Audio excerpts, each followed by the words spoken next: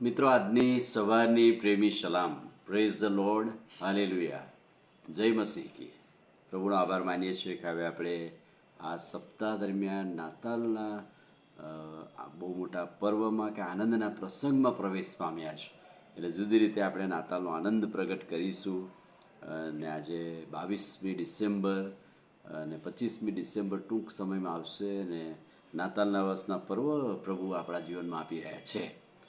પણ એ સંદર્ભમાં આપણે કેટલા બધા પ્રભુના વચનો આ દિવસોમાં જોઈ રહ્યા છીએ.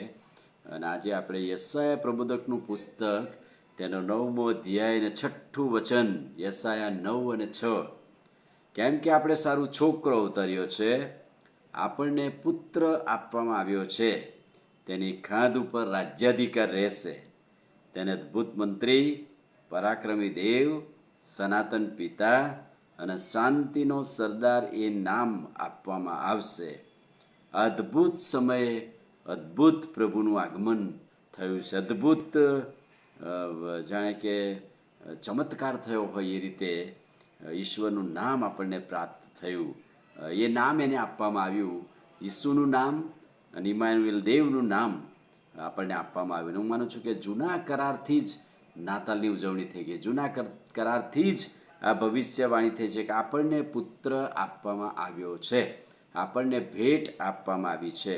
અને આ પુત્ર કેવો છે, એના પવિત્ર ગુણો, એની લાક્ષણિકતા, એની જે સત્તા છે એ બતાવવામાં આવેલી છે જુદી રીતે.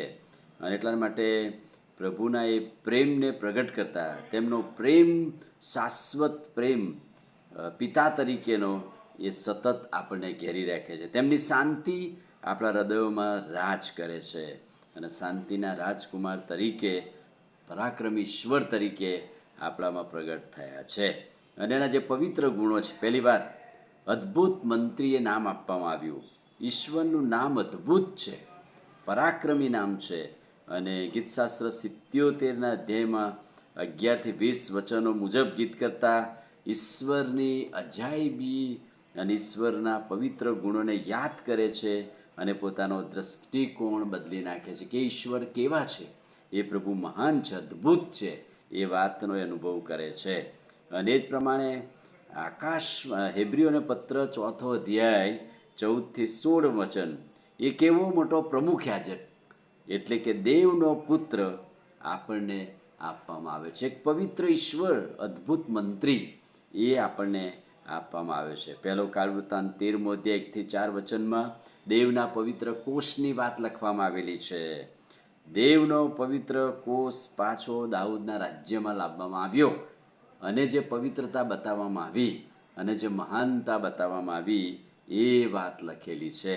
અને એટલે યશાયા 9મો અધ્યાય અને 6ઠા વચનમાં તેમની પવિત્રતા અને તેમની મહાનતા અને એ પ્રભુનું નામ આપણને જે મળ્યું, એ અદ્ભુત નામમાં પહેલું તો અદ્ભુત મંત્રી છે.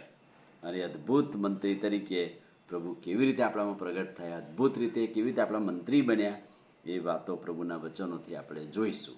આમીન. પ્રાર્થના કરીએ. વાલા પ્રભુ, આજે સવારે તમારા ખાતરીદાયક વચનને માટે આભાર.